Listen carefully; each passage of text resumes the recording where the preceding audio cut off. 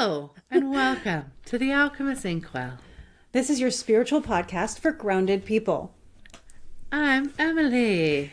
And I'm KristaLyn. We kind of match. Today, we do a little bit. I'm wearing my, sorry for what I said, while Mercury was in retrograde, because Mercury's going retrograde.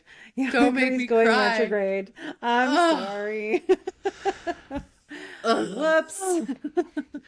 Do you really want to match me? No.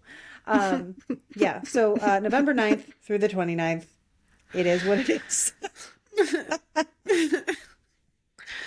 Sorry. It's not quite this episode. We'll talk about Mercury retrograde next episode. Yeah. So it's not It'll quite be this in one. retrograde for next episode, so yeah.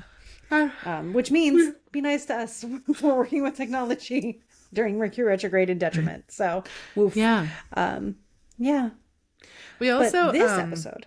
Oh, on go this ahead. episode, we're going to talk about some fun stuff. I do want to say I'm putting my blanket again because it got cold really quick. You're missing it. You guys can watch it on YouTube if you want to see me snuggle into my blanket. I do want to say, for everyone who listened to this, I hope your Samhain/Halloween/Dia de los Muertos / entrance into Scorpio season has gone well. For us, so many things. It hasn't happened yet, so this is me saying that to future me also. Yeah, I hope it goes well for all of us. Hope we're in a spooky, cozy fall vibe. Emphasis on the cozy, though. Can I please get more cozy? I know. Yeah. Truly. I started replaying Legends of Arceus. Nice. Pokemon Legends of Arceus, because it's my all-time favorite Pokemon game. I freaking love that game. And the new Pokemon game is absolute garbage trash. Is so it? we're all boycotting it. Oh my god, it's the worst. Then I'll take it off my so Christmas bad, list. Krista. It is so bad. It takes place in a city, but you can't even go in the buildings. But like the original Pokemon, you could go through an entire full levels of. Okay. What do I know? It's really bad. Not the devs. Actually, most people who are avid Pokemon people are actually investing in the new Digimon game instead. And the new Digimon game looks insane. It looks so cool. Oh. And I don't even like Digimon. Weston loves Digimon. But oh man, I was Digimon as a kid. I had the things. You should look at it. It looks insane. Noted. Really, really cool. And it's voice acted. Every Digimon is voice acted. It's not like the original actors, is it, from the TV show? No, I don't think so. Okay, because there's so many. It's like a gacha game kind of sort of thing too, I guess. And a sense of you can, the way that Pokemon does. Anyway, nerdy rant over. But I started doing that because I wanted to feel cozy. I was just playing my cozy favorite game. Yep, I'm in Genshin right now a lot, and I'm doing a lot of exploration for the cozy feels. But I'm thinking about getting back into my Zelda stuff. So there's a new Zelda game coming out too. Did you see that? It's not like Tears of the Kingdom. It's a Hyrule Warriors game. Yeah.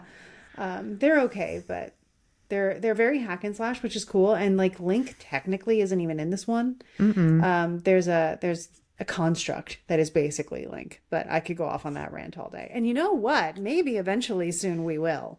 Yeah. Krista and I are kicking around. We're just going to throw this out there so you guys can give us feedback. How about that? Krista and I are kicking around the idea of doing some cozy game streaming, Twitch style together, and doing some witchy games and talking about if it would work or not, and just being silly and psychic together. Doing that. And would that be something you guys would be into? How's that feel? We'd be doing the cozy gaming and being highly intuitive at the same time, because we'll be in that state, and so it'll be very interactive in the comments. We might do card pools to see what decisions we should do next, or let you guys tell us what we're going to grow on our farms, that kind of stuff. We might even do not as cozy and do Cult of the Lamb. Yeah. Talk about we that. Could Baldur's Gate.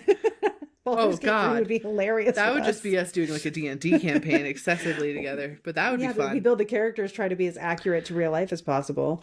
Oh, we could have a great time with that. If you'd be down, if you'd want to watch that, let us know. It's, psychic gaming streaming, which is very unique. I don't think anyone else does that. Yeah. And it would be really fun.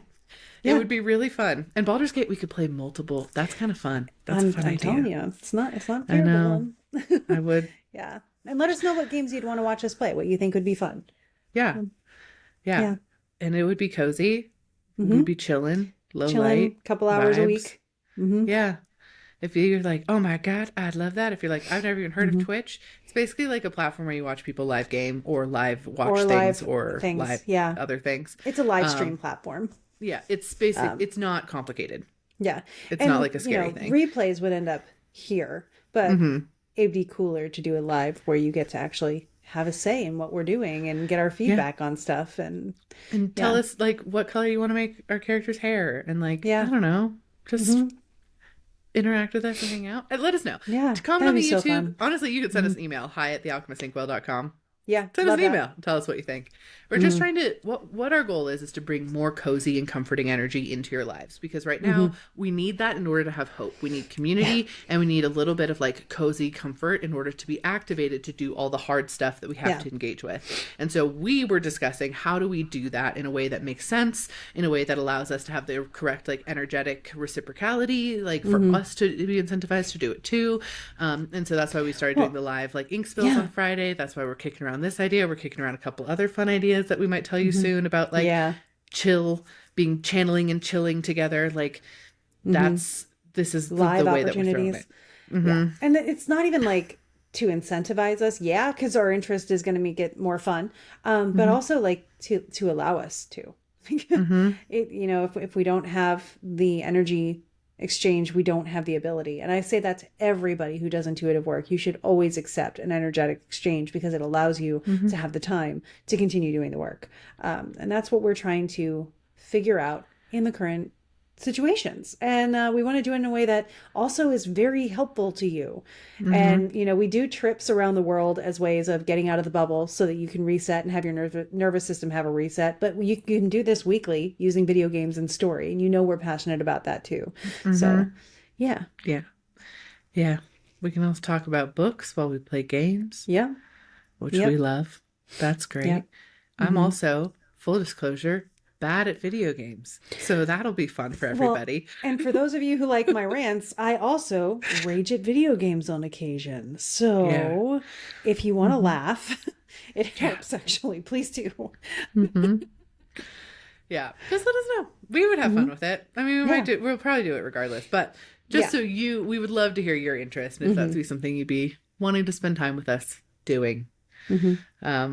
It'd be fun. And it would be like an evening thing too, at least for the East Coast. It'd be later in the day. So more of an evening vibes.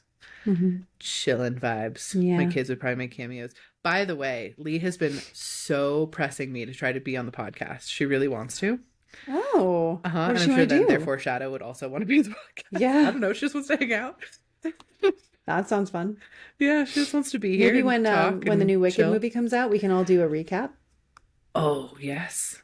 She would love that. That would make her world, actually. By the way, my daughters are very fun people. Just to share this with everybody. They are. It's not just like, oh, I want my kid on the show. Like, they are hilarious and incredibly mature and like real fun people to interact with. So just as people, and not just as their mom, like their whole vibe. Vouching. Yeah. So that's why I'm like even kicking the idea out there because like they're an adventure. But yeah, that'd be fun. She would love that. I'll tell her about it and make her whole day. Yeah, she'll tell everybody. I think that's a perfect opportunity because she's excellent with like musicals and stuff too. She is an opinionated child as well. She will go deep dive into the artistic choices of the director. Real quick before we get into our Sak Yants, recently my daughter my youngest Lee refuses to stand for the Pledge of Allegiance. I don't think I've told this story on here. Have I? I don't think you have, no, but it's a good one. Okay, so she refuses to stand for the Pledge of Allegiance because she has a brain, and in school you're not required to. They are very clear about that. You're not required to. Nice. But teachers will put pressures, right? So last year, she had a teacher who is not a bad teacher, really good teacher in a lot of ways, but has some like varying different political beliefs. Very apparently and obviously. Also incredibly Christian. But this teacher, Lee, was the only one in the class that was like sitting for the Pledge of Allegiance because she refuses. And the teacher kept kind of badgering her throughout the year of like badgering her like, don't you want to stand? Like, come on, show respect, blah, blah, blah. And we'd be like, no, I'm going to sit in this chair. And then someone else decided they were going to also sit for the Pledge of Allegiance. So the teacher came over and was like, to both of them, to Lee and this other girl. It's like, what if there was a veteran in here with no legs and all he wanted to do was stand for the Pledge of Allegiance and he sees you two there who are more than capable of doing it, refusing to stand. And Lee, deadpan, looks this teacher in the eye and goes, well, considering 70% of our homeless population is veterans, I really don't think they give a shit if I stand for the veterans. So she comes home and goes, so Mom, you might be getting a phone call from my teacher. This was the situation that happened. I was like, that's fine. That's fine. Yeah. Love that. Like, oh God. Yeah. She's 13. I was like, I did not have those balls at 13. Yeah. Look out, world. Anyway, all that's to say, that would be fun. Talk about cozy stuff, right? That would just be cozy. Anyway, she was like, I really want to be on the podcast, Mom. I was like, oh, you do? This is news to me. It's like, why? She's like, I don't know. I just want to. Okay. Sure. I guess. Yeah. Oh. Anyway, we're going to talk about some fun stuff that we did. It was not cozy. It was not cozy. That. No, but it was awesome. This is literally one of the best days of my life. I'm going to maintain that. This was awesome for me. I loved it. As you can tell by the title, and if you listen to not last week's episode, but the episode before last week's episode, because apparently time is imaginary and just ridiculous right now. We're going to talk about the days we went to get our Sak Yants tattoos. Mine is hard to show, but I will describe it in detail. Mine is easy enough to show. Krista can show theirs a little bit easier. But we both had different experiences with this. So if you're unfamiliar, if you're new to this concept or whatever, essentially I was served this video. It did not have a lot of views. It was just, I think it had maybe 12 or 15 likes. Like, it was not like it was a big video, but I was served this video right before Thailand. About Sak Yants tattoos, and someone in the comments was like, well, this is a company I know that does, like, tour guide company that you can sign up to do these. Sak Yants tattoos are ancient, and when I say ancient, I mean ancient Thai specific tattoos, stick and poke, done by a Buddhist monk, and they originally were for men to be imbued with additional energy for battle, for leadership, for whatever. They were primarily for warriors. And there's a lot of tradition and magic that goes along with it. Now, in the modern times, I did a ton of research before we ever signed up for it, because I was like, I do not want to culturally appropriate. Yep. Is this appropriate for me to get? All of that. And so did a ton of research about that. And the answer is, it's culturally okay, as long as the monk is okay with giving the tattoo to women or non-binary people, in your case. Thank you. It is culturally all right with that. But you have to go kind of at the monk's discretion. And it was funny because I would see white people online being like, this is culturally appropriating and you have all these rules and whatever. And then I was like, well, I'm going to go to Reddit and, like, see what the Thai people actually have to say about it. And the Thai people were like, yeah, as long as you're respectful of it, that's fine. And again, I'm not speaking for Thai people, but we also I talked to our tour guide about it. We talked to the translator guide that took us to the Sak Yants, talked to the monk himself about how appropriate it is. Like, that's the level of, like, making sure we were being culturally aware that we were being. The biggest thing is, like, don't be a backpack bro about it, which is basically just like, a guy is just like, yeah, I got this tattoo in Thailand, like, blah, and, like, not care about the fact that it's literally an incantation, an enchantment being tattooed into your skin with blessings and intention and endearment. Like, there's so much energy that goes into it. So that is the root of what it is at the core. And I have a friend that, I like that we're giving backstory on this, because it really lends to how the story unfolds. But I have a friend that when I told her that I was doing it, she was like, oh yeah, I had a friend. He went and he got it. And apparently he didn't follow what the meaning of the tattoo was, and his life fell apart. So he was one of those backpack bros. And he just, like, I got a tattoo and it was, like, by a monk and whatever. Like, sorry, I have no respect for that. No. But he did not follow the integrity of the tattoo that he was given.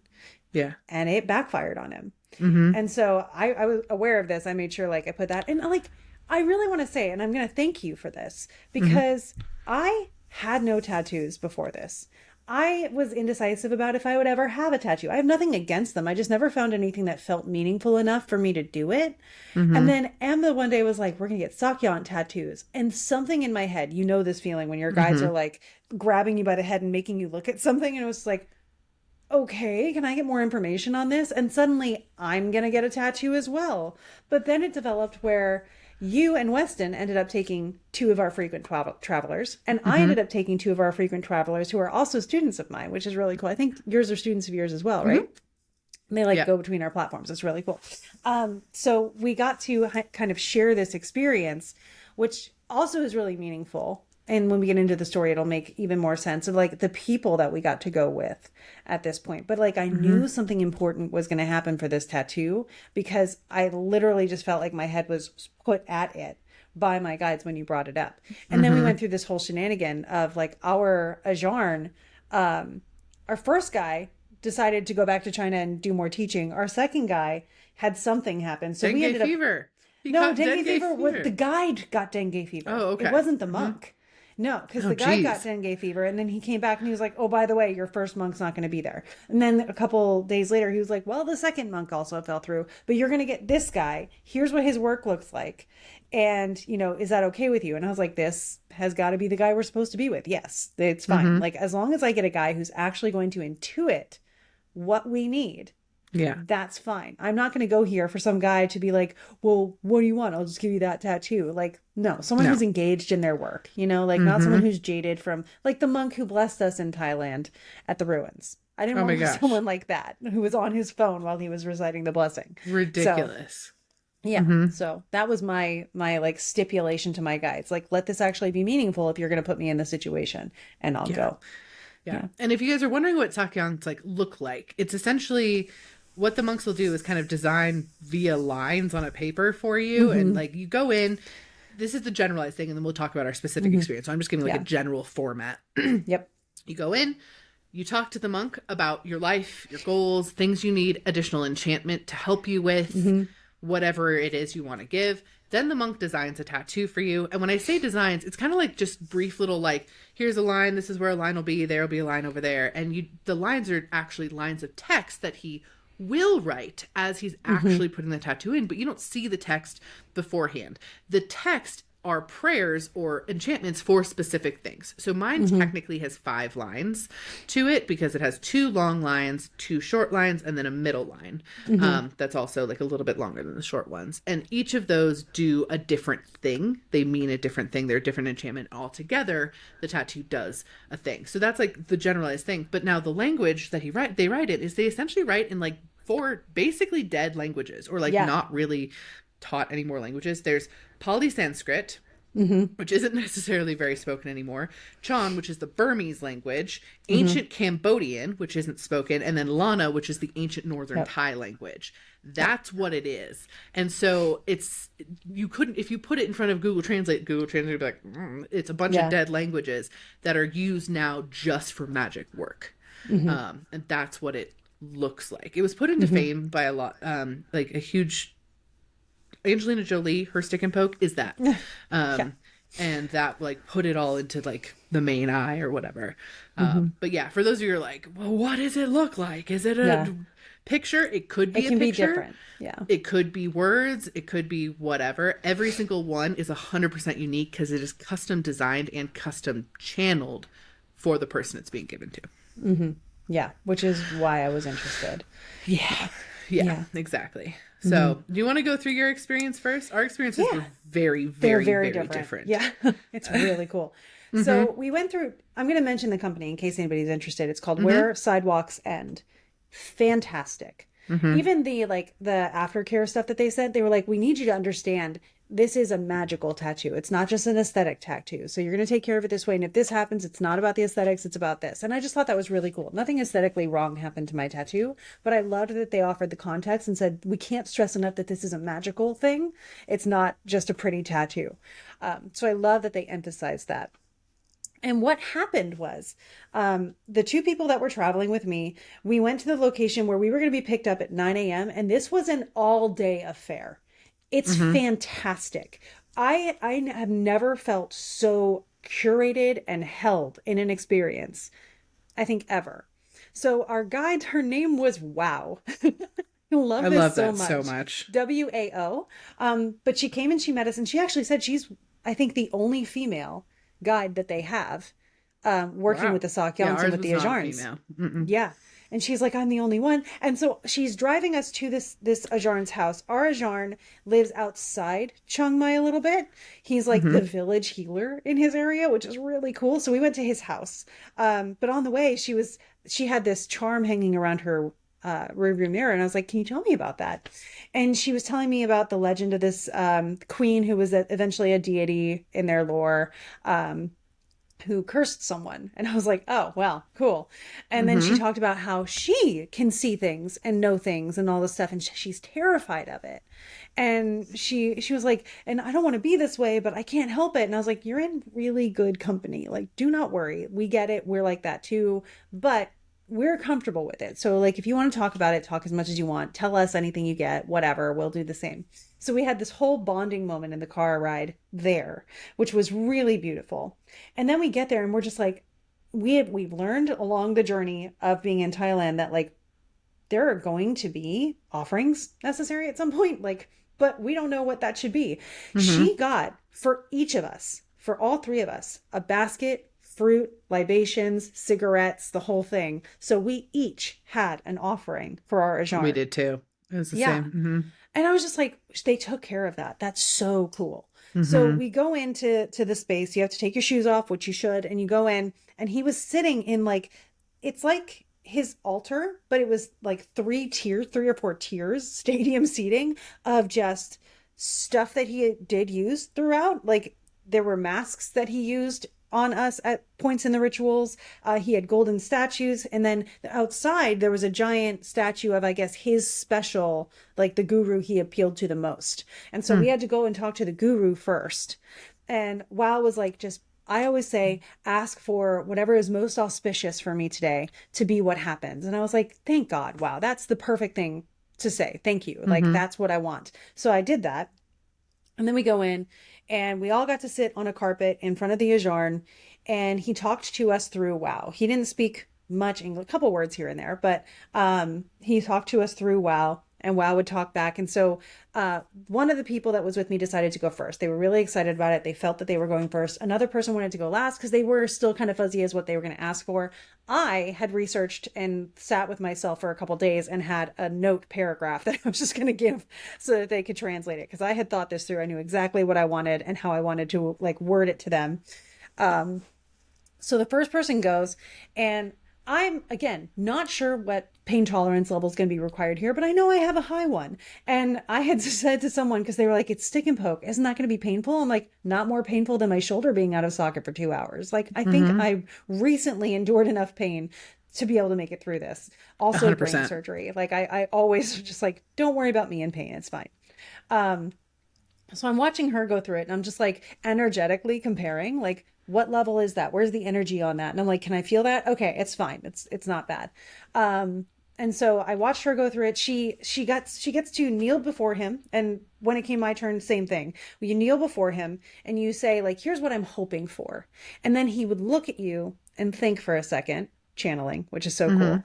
And I had, in my turn, given Wow my phone so she could just read it, rather than me having to say it and then her having to, like, just have my phone, read it to him. So she reads it to him, and he had done exactly what the first person asked for. And he was like, I'm also going to add this. He called her indomitable, and he was like, you know, you have this going for you. I'm going to add that into it. He designs it. He shows it to her. It's gorgeous. And Wow gave us the suggestion, because he said, where do you want it? And we were like, well, where is it best for the Sak Yants? Like, where is it best positioned for its function? So he did the top of the back for her too. And so she gets hers, and I'm like, cool, I've witnessed enough now to be able to understand some of the rules. I feel comfortable. So I kneel in the spot. I give it to Wow, and I'm just like awkwardly waiting as she reveals my whole heart in front of this guy of like what I feel stuck on and I need help with, which you know. So Wow does that, and he looks at me, and he just went, and I was like, uh-oh. This is one of those chip coffee moments again. So because they can't touch women, he wore gloves. The bamboo stick was like out here, and he was balancing it kind of like a pool stick, but this way, with his hand not too. Behind they're him. Like they're a long. foot plus long. Yeah. Like they're long sticks. Yeah. And they don't like hammer it with a hammer. They're like just poking you with your hand. They're like holding it and like. Yeah, it's almost like he just drops it and picks it back up. But like someone had gone before our trip, and they said like there were 2 people just to hold their skin taut, and like this whole big like thing. And I was just like, how many people am I going to have to tip at the end of the day here? Like, why are there going to be like 4 or 5 people? And it was just him.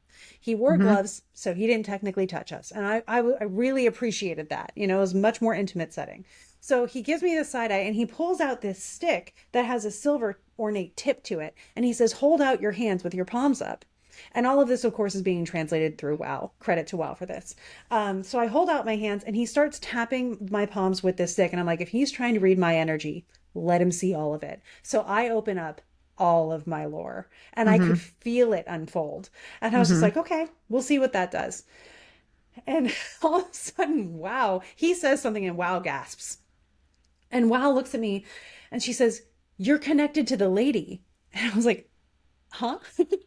And she says, you're connected to the lady, the divine lady. And I was like, uh-huh, yeah.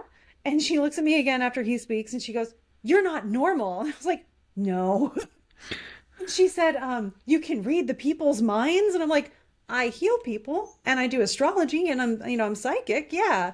And so he then goes through it, like he starts talking a lot. And he basically says, I still get like nervous saying this because it's one of those things. And to everybody out there who feels like they're on the edge of arrogance for believing in themselves, trust me, this is one of those moments for me too. You're not. This is just what life does when you lean in. So he says to me, you have like the wisdom and the power of a sage. You're better. He said, you're better than a Najarn. And I was like, I said Kabkunka, which is thank you, but no, like that sounds sacrilegious. So I like immediately start panicking. And he said, you can do all the things that I can do. And I'm going to do like these things for you, but I'm just going to, because you're already connected to the divine and you can already fight negative forces and enhance white forces, I guess he called them. I'm going to give you more of that and give you more access to it and basically just like amp it up. And I was like, cool. And he said, I'm going to give you a master guru's Yant. I'm just like, well, epic. I don't mind getting like the stamp of approval that I'm a good teacher or whatever. So then he finishes that. He kind of like, you know, like you do after a lot of energy that moves. And I was just cool, feels legit. And then he's like, I need a coffee. Do you want a coffee? So he makes us coffee. Oh, I'm like, heck yeah, I that. want coffee. So he makes a coffee. He designs it for us. And I got a picture of it, which is great. And it's just like, gorgeous. Is this the right time so I should turn around and show it? If you want to, go for it. So if you're watching YouTube, let me know if I've pulled down the thing enough. Hang on. Yeah, you're good. Go. Yep. There it is. There it is. Ta-da. So Dan is never going to win an argument with me ever again because I have the guru Sak Yants. And I'm like, you can't tell me what to do. But Dan's been pulling is the student becoming the master on me every time we have like a conversation. It's really cute. He totally accepted and acknowledged it. And I really appreciated that. So the entire time that I'm receiving the Sak Yants, I'm like waiting for him to start because I'm like, okay, pain is coming. We're going to prepare for that. But it's easier to handle pain when it starts. So like, I'm just like, can you do it already? But then he starts and it feels like when you scratch open a zit, but on your back. So I'm like, okay. So there's a bird singing outside. So I start like doing under my breath along with the bird. And after about 2 or 3 minutes, I'm like, cool, I can ride with this. We're good. And I'm getting suddenly very intuitive because, you know, we're in pain. So we're meditating through the pain. And now I can talk to WoW about like how to handle this thing because she's talking intuitively with the other two. And I'm just like, oh, that's like this. And like, you could do that. I'm like teaching as I'm getting the Sak Yants for being a teacher. And I'm just like, this is great. This is exactly the energy that I want to imbue in this anyway. And so he finishes in like 30 minutes. I barely notice. It's gorgeous. There's like no healing time. It's barely even red because they do such a good job or whatever it is that they're doing. Yeah. So normal tattoos, you take like a week of like considerable healing time. Then it starts to like kind of flake and get dry and those kinds of things. And really you're healing it for about 3 weeks typically. And you're not supposed to go like in water or submerge it. And there's like a care routine that you do. You don't just like leave it alone. You'd like second skin, you know, is something I was told about. Well, you put second skin on it for like the first 24 hours to 48 hours. Then you peel that off. And then you use like Aquaphor ointment and you wash it 3 times a day with like antibacterial. And you use that on there, and then after that you can use like Eucerin and like wash it once a day with antibacterial and like call it good. Like that's like a generalized thing for tattoos, but it's still healing for like about a month-ish zone. So I never get tattoos in the summer. I have a lot of tattoos, but I never get them in the summer because I want to go swimming and I don't want to have like a problem with that. Literally, it's 4 days. It's a 4-day healing time and you can go swimming. It doesn't really matter. They're like, don't submerge it for too long and like don't get sunburn. I think that was the other thing they said. But like if it's too itchy, dab it with some water. That was like the whole thing.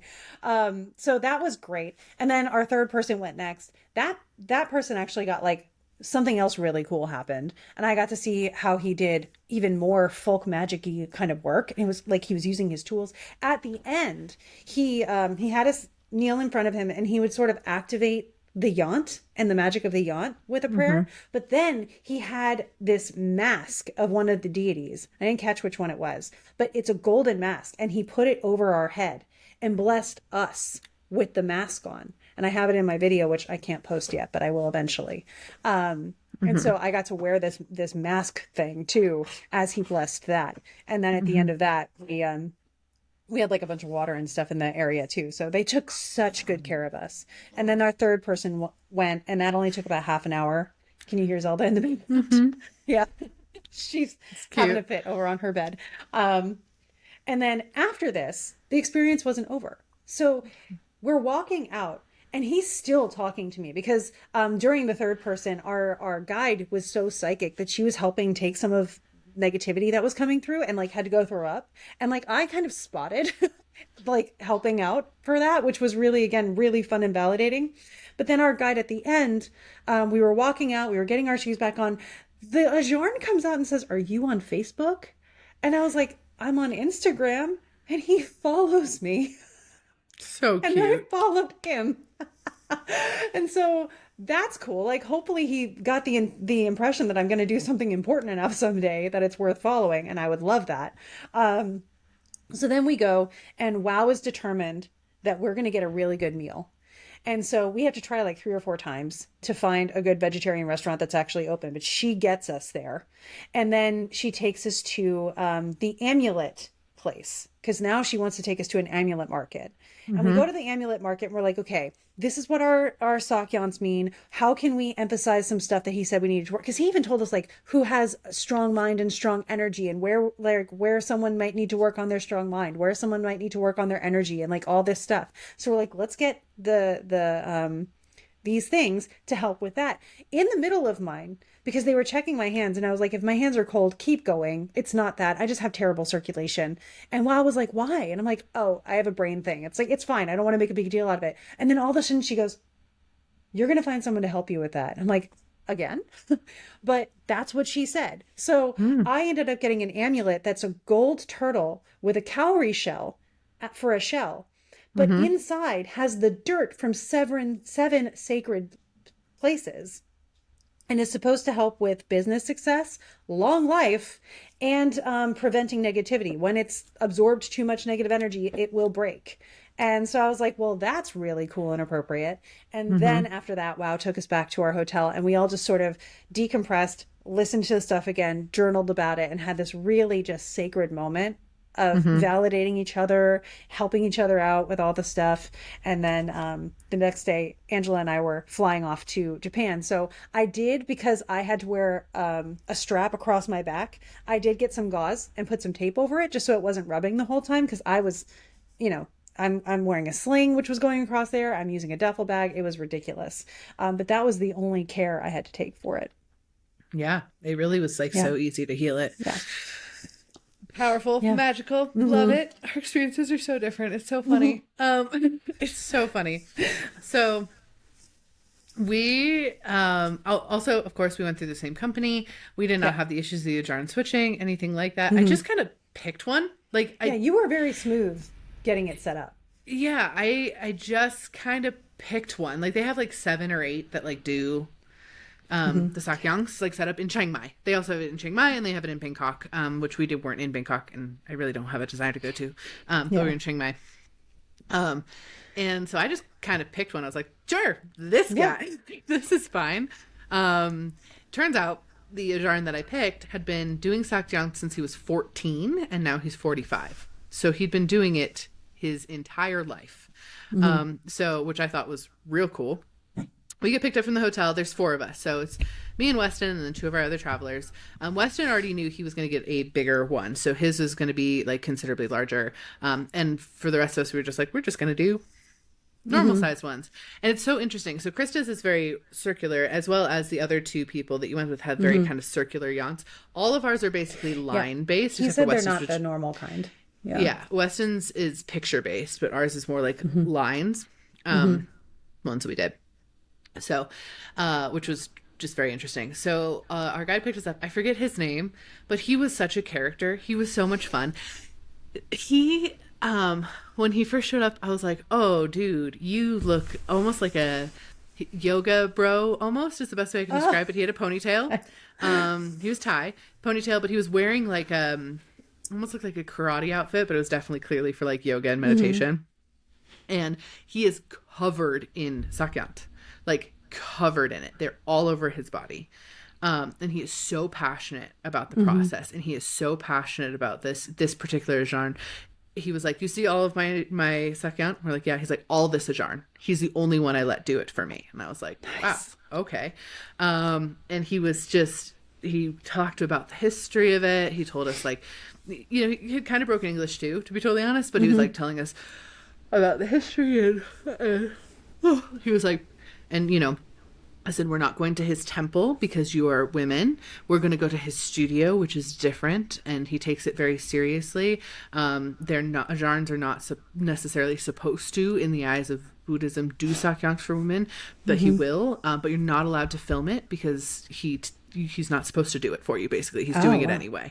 And we were like, okay, we could not take pictures or film any of us getting it, except for Weston, who was a man. Or record anything at all. Period. And they were very clear about that. There was even like signs in the building, which is like fine. I love some malicious compliance. Like, yeah. Well, and for the record, we did ask our guy, and he did give us permission. So, because I know it's a very different experience. But he was very clear, like, no. Like, no, you can't do that. And we're like, that's fine. No worries. So we get there, and we were driven outside of the city for a while.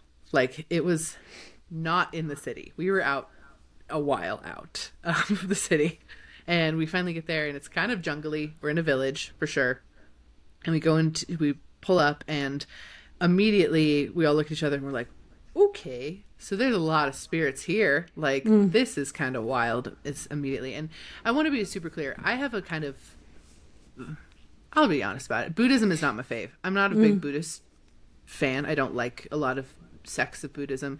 I think there's some really cool like folk magic within Buddhism, and I think that that's amazing. I have a lot of respect for most monks and people who dedicate their life to this idea, but I'm not a huge fan of the teachings of Buddhism. And I can say that I was a Buddhist for like a year. I could like an actual practicing one, went to things, did chanting, had beads, like the whole thing.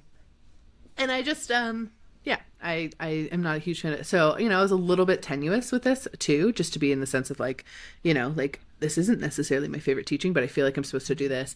And we get there and I'm like, oh, so we're going more like animism, because the animist level spirits around were insane. And so the first thing that we do is they have this big, almost like shrine of all of these different deities. I think Buddha may have been on there, but if he was way small. There was like a tiger monk and like a bunch of other like deities, like kind of all lined up. And first he taught us how to pray with incense specifically. So he gave us specific incense that we had to hold in a specific way and like do prayer with, to get the tiger monk's blessing to come in to the studio at all.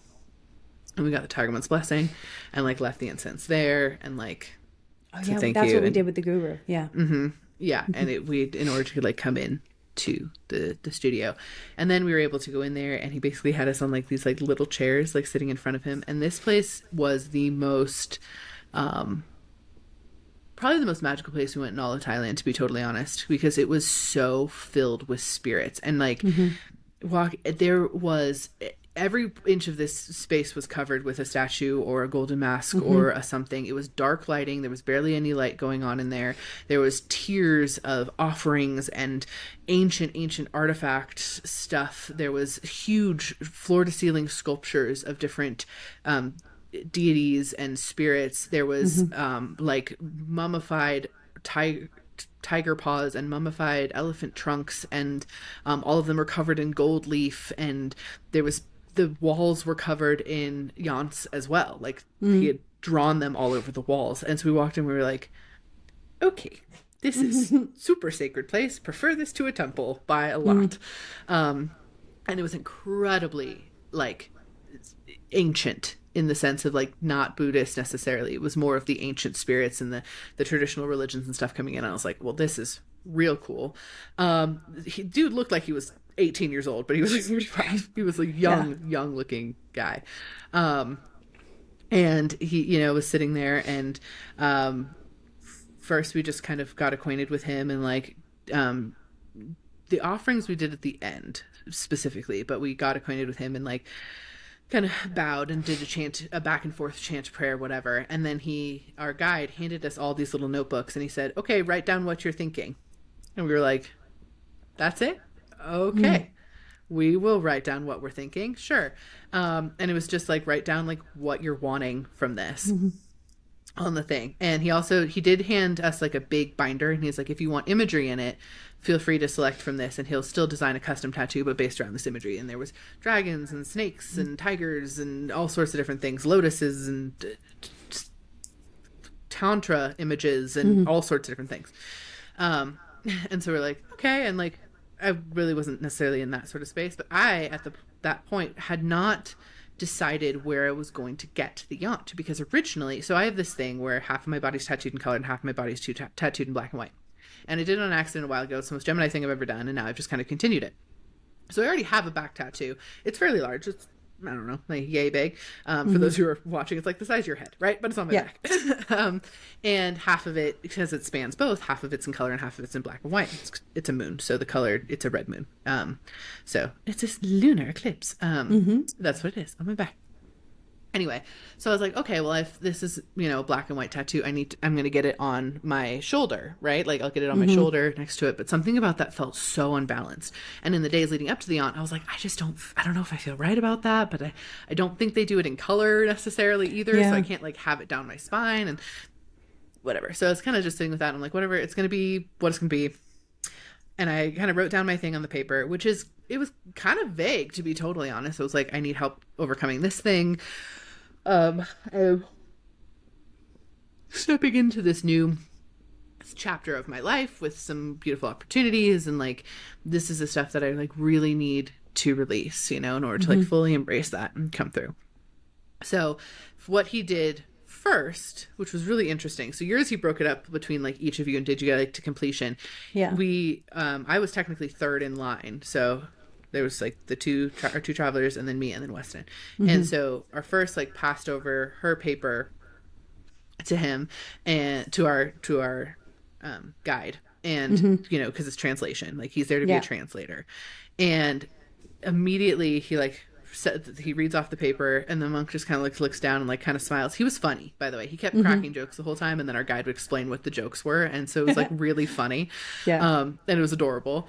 And he just starts launching in, and I was like, oh, so we're getting a psychic reading. Got it. And Katie was like, this is nothing on the paper. Like, this is not what it was said on the paper. Like, this is not response to what I put down, but like, dang, this is accurate. And it was just cute and funny and like dead on and exactly what it needed. And then he took the paper and he flips it over on the back and just designed it on the back and passed it back. And so then our guide was like, is this what you are wanting? And you know, she was like, yeah, this is great. And then the next person in line went, and he did the same thing. And like, or was I second? I think I might have been second, actually. I was second. And then, so it was me next, and I hand the paper over, and he does this big, long reading for me. And, like, one of the main things is the first thing he said, which was hilarious to me. So, again, a lot of mine was, like, overcoming fear. I'm pretty open about, like, the fact that I see PTSD and, like, significant anxiety issues. And I have a lot of techniques that I handle those, but there's, like, certain hurdles that are, like, it's brain damage. It's what it is. It's what it is. I have not severe, but I have significant brain damage because of the way that CPTSD works, and like can relate and vouch. It's real fucky up in the noggin. And so it was a lot of like stuff based on that. There was other things too, but based on that. And I thought he would kind of talk about that He did not. He immediately turns and like launches into the first thing a guide said is he's like, okay, so, you know, the Ajahn basically said, like, you really need to do are these 5 steps. And he was like, first you need to know yourself.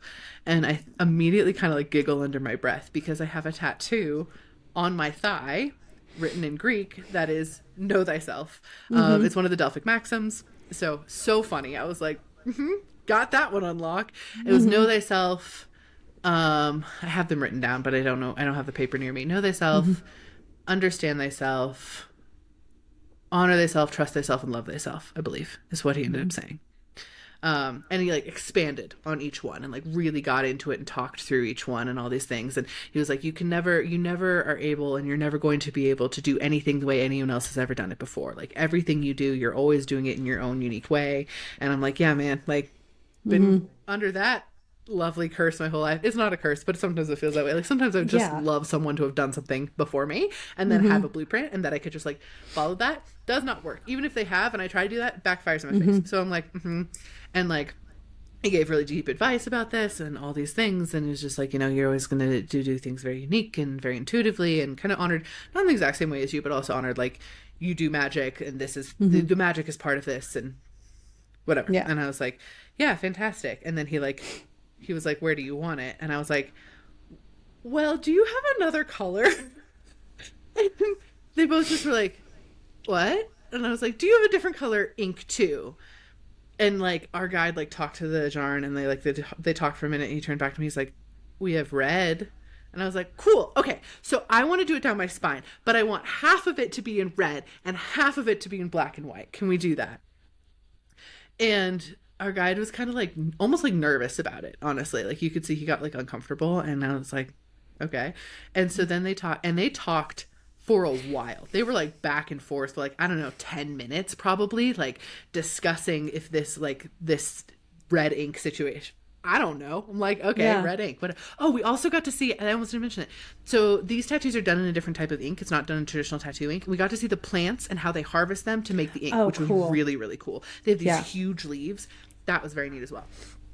It was super cool. It's also what they use for antiseptic, which is why they aren't super concerned about like infection and stuff, is the ink is naturally antiseptic and fights off infection. That. Yeah, it was wild. I was like, this is super cool. It was really neat. I was like, well, that's cool. Like, look, that is so good to know. Plant. Yeah, isn't that neat? We need to get some of the ink plants. The ink plant. It was really, really cool. Anyway, then you circle back through and he's like, yeah, he can do half red and half black and white. And so then he starts like designing it.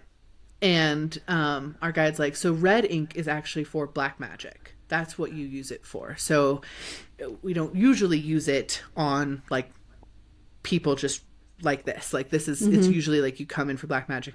And he gave us a bunch of examples. And when they talk about black magic, it's not like in a negative connotation necessarily, but it is like, you're doing magic. This is a spell. Instead of like an enchantment for like, you know, general life stuff, it's like you're doing spell work with this. Like it's the difference between like just like warding your house and doing like a direct spell at a person, right? Like that's like the way that he kind of explained it. And he was telling like stories of like, you know, one time with this particular genre and like this situation of, you know, someone his girlfriend left him and went to marry someone else for more money. Like he made more money, and so he came in and he got this red yant, and it was 2 flies, 1 on each leg. That was what was channeled in that he needed.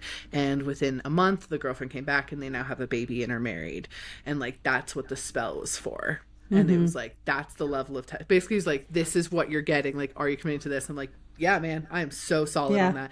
And it's so funny because the whole thing is like, you gotta know yourself, you can't do anything normal. And then I was like, so on that note, I'm gonna do something weird. Could I do this weird thing? And like he was distinctly kind of uncomfortable with it, but he made the tattoo. And again, mine is like 1 foot long. It's a long one. It goes down my spine. There's a line of text down both sides of my spine. Then there's like a little extra, I forget what they call them, at the top of them, the swirly bits at the top. And then there's a line in the middle as well at the top of it. And he was like, which are black and which are red, basically. And I ended up actually swapping the sides for this tattoo. Yeah, I noticed that. Right, because for some reason that's what felt the best. And I was like, it feels like it needs to be swapped for whatever reason. And I was channeling in on it. It's like, because this is the point in your body. It's literally in the dead center of the back where the energy needs to mix and continue on. And I was like, oh, okay. And the way that it works is it's like red with black on top, black with red on top, and then black in the middle, as far as the lines go. And I did that, and I was like, okay, this is what I'm supposed to do. Then he moved on to the next person who got it all the way down her spine with a lotus at the top, which was super cool. Which was gorgeous. And then the next one, which West ended up getting like a tiger with like Yant around it, which is wild. And takes up his whole back and looks incredible. Yeah. It's really cool. It's really cool. And all of our readings were so spot on. They were so intentional.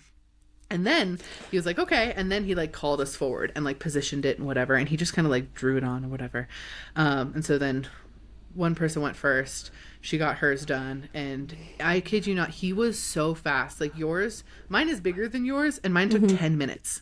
10 minutes. Weston timed it. He was like, that took 10 minutes of poking. It's the fastest tattoo I've ever received. It also hurt like a bitch. And I can say, like, fully in all honesty, I have gotten some of the most painful places to get tattooed. I have the ditches of my elbows. I have my ribs done. I have the top of my foot done. I have my collarbone done. Like, I've gotten a lot of the most painful places I have hit, and they never bother me. I have an incredibly high pain tolerance, which happens when you have a baby without drugs. Pain tolerance like skyrockets. Weird. So I have a very high pain tolerance. I'm very confident in it. He started it and I was like, oh, so I'm just gonna get bee stung 1,000 times. Neat. Like, it just feels like you're getting stung by a bee over and over and over and over again.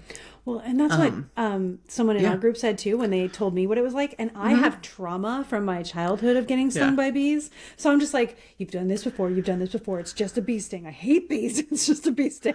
But it was much better than a bee sting in my memory because that's the trauma of my childhood. So, yeah. I mean, it's not swelling and like continuing to be painful like a bee sting, but that initial like, ow, ow, ow, like that feeling, like that's, sorry, Callum.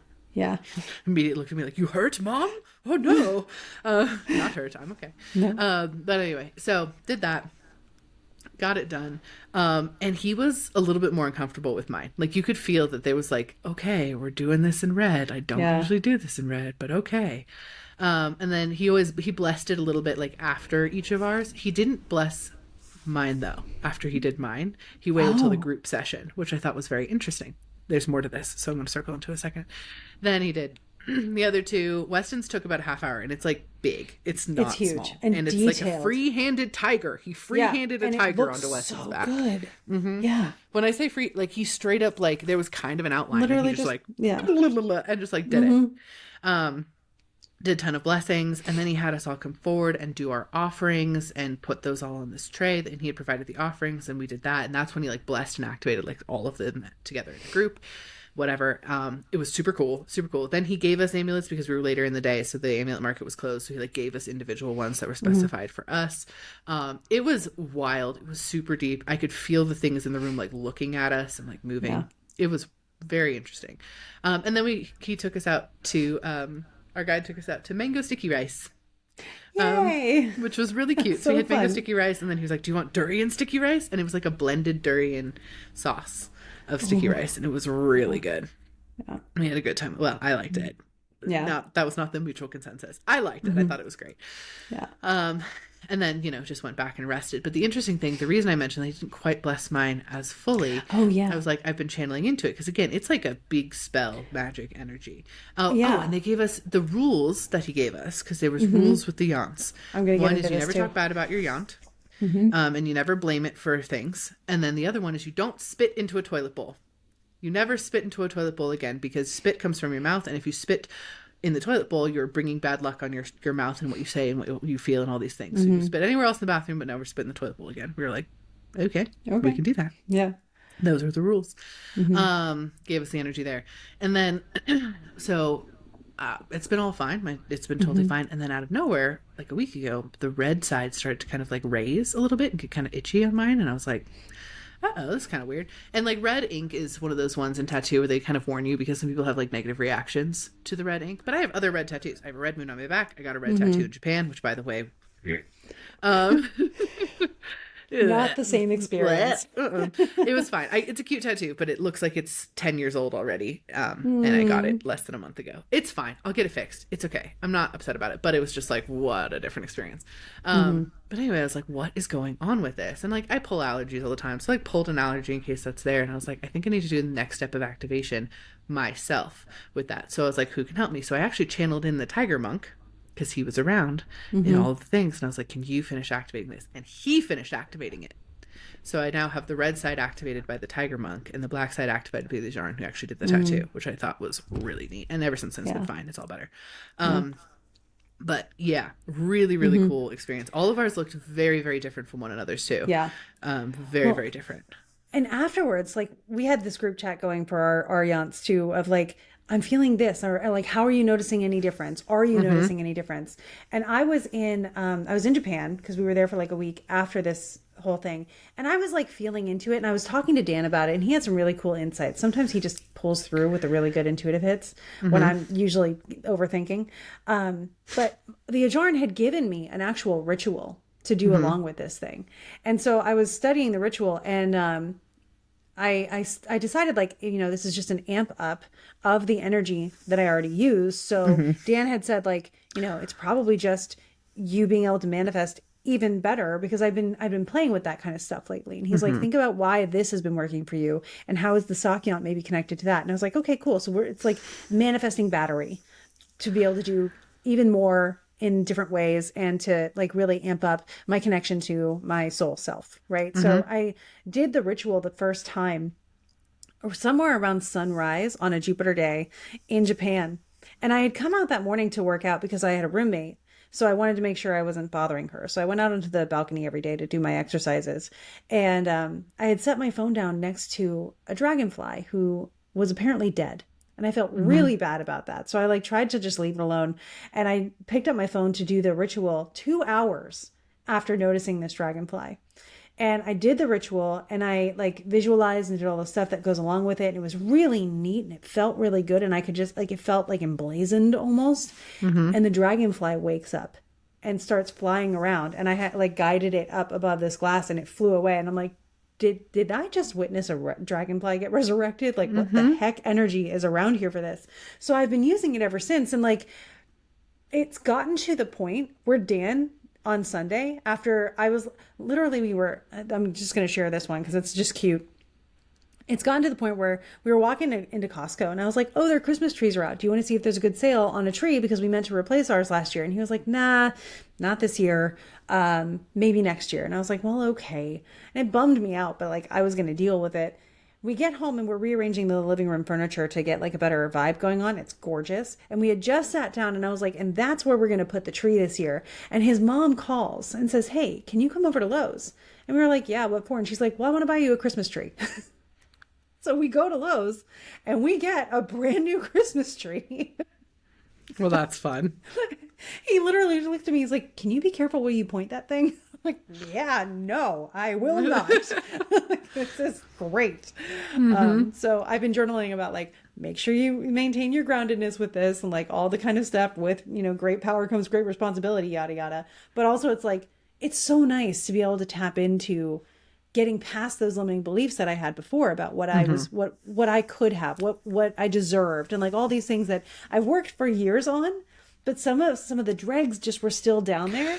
Yeah. And they've been keeping me held back in so many ways, and I'm starting to see them, like, people are seeing me now. I haven't had someone, you know, quote unquote, sit on me or ignore me or get scared by my presence since this. And to everybody who like wonders how Em and I work together, I have this issue where sometimes I swear to goodness I'm invisible. Not anymore, apparently, but this was a problem that multiple people have noticed for me. And Em the one day was like, you need to like integrate with your body more. So I think also this tattoo has helped with that. So thank you. Yeah, it helps with a bunch. I'm really excited to do a year check-in and be like all the things that changed. Yeah. Well, I was having trouble sleeping the one night, and I was just going to meditate and like, you know, do some spells in my head, whatever. And as I was visualizing in the meditation, I dropped into, you saw the round part of the Sak Yant. I dropped into it like it's a bubble, and I curled up into it and started manifesting in there like some kind of a psychic, you know, mission control. And then the next day, stuff just started happening according to it. And I was like, ooh, I can go into the Sak Yants and manifest. So that's been fun too. That's some of the stuff I'm like fun. playing with. It's like a temple on your back. Yeah. Yeah. And it's been really nice. And then like, also I get to see it when I'm exercising. Like I'll look in the mirror and I like get to flex my back and see that and be like, oh, it's exactly who I want to be. And I like it. I love that. Yeah. So great. Yeah. Yeah. It was an incredible experience. Highly recommend. If you go to Thailand, I really do recommend it. I do recommend doing like Where the Sidewalk Ends. Company, they do spiritual travel stuff. So really ethical. Honestly, the whole experience was deeply ethical, beautiful. So high touch too. Like they emphasize what you should do. Yeah, and he kept telling us stories, which was just precious. He kept explaining all his different yants, and he told us the story of this German woman who came and got a yant, and she was so depressed and had a horrible time. And then the next year she came back to get a second yant because she wasn't depressed anymore, and it had worked and cured all of her stuff. And then the next year she came back with her boyfriend, and they both got yants. And the one she had gotten the second year was to get a boyfriend, and so they came back and they got them together. Then the next year she came back and got one for career success, and then like 2 years later she came back because it was COVID, and she came back with her husband this time because they were married, and she got a 3-line yant, and it was from her armpit to her foot, all the way down the side of her body. And so and he was like, yeah, and every time she comes back with a new story, and now we're all friends, blah blah blah. But it was just like, damn, girl, like that's cool. But like, it was really neat to see. Is like, and this yant helped me with this thing, and this is what that fixed this life, and whatever. It was really neat. It was a really really cool experience, and just really connective and beautiful. And I love my yant. It's amazing. I love it. Oh my gosh, love it so much. So grateful for it. And yeah, gonna live by the yant. It's honestly, it's weird on a psychic and energy perspective. You feel different immediately. Yeah, it's like definitely more like a, well, why can't I kind of energy. Yeah, it's stuff. I almost don't have the words for it, but stuff changes. It does. Well, and it's like stuff on a, I don't want to say necessarily spiritual, but like the mental level that I needed so much. I have been noticing so much belief shift, and it's like belief work happened without me noticing, and I'm just like, oh, I used to think that way, but I don't have to think that way anymore. I can change that thought and like just toss it away. And it just did. It's almost like a psychic surgery kind of feeling.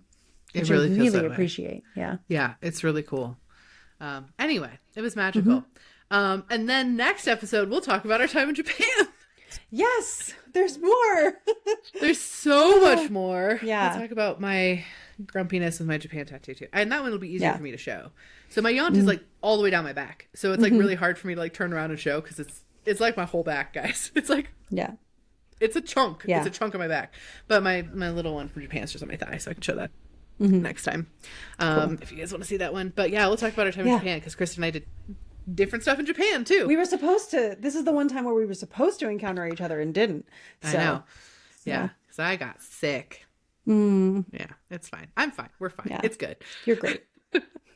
Anyway, thank you guys so much for listening. We would really appreciate it if you could download this episode on whatever you're listening on us to. It really, really helps us. Helps our numbers, helps us reach more people, helps us put us on, podcasts you might like, all those different things. It matters a lot to us. So thank you. If you could review the show, there's our places on Spotify and Apple Podcasts and YouTube and stuff to like review the show. And that would make us so happy, especially if you reviewed us well. That would make us extra happy. And what a review does, right? The review is not like to ingratiate us, even though we do love it and we appreciate it. It's letting people know that they found the space where they're safe, that they found the what they're looking for, or that they haven't, but hopefully that they have. So just help people find the resources, and if this is one of them, that would be cool. Exactly. And let us know what games you'd like to see us play on Twitch. Yeah, or anything else you'd like to see there. What your thoughts are on the tattoos. If you have tattoos, feel free to tell us about us. Tell us about them in our YouTube comments. We'd love to hear about yours, because they're fun. They're super fun. So feel free to tell us there. Comment on the YouTube. And you can join us on YouTube, hopefully Instagram/TikTok. We don't really know. We tried. I don't know if it's going to happen. Like, we're doing the last ditch attempt here. We're reaching out to the people themselves. We'll see. Finding the stream key for TikTok and Instagram. It's like they're gone. I used to know how to get to them on Instagram. They're gone. It's crazy. It makes no sense. Anyway, we're trying, but definitely on YouTube. We will be on YouTube live Friday morning for the ink spill. So come join us and hang out with us then. Yeah, and hopefully soon on Twitch as well. Yeah. So, and we hope that you take all of this energy before Mercury retrograde hits, and that you 1, 2, 3 go make some magic. Woo! Woo! Yeah. Ah, nice.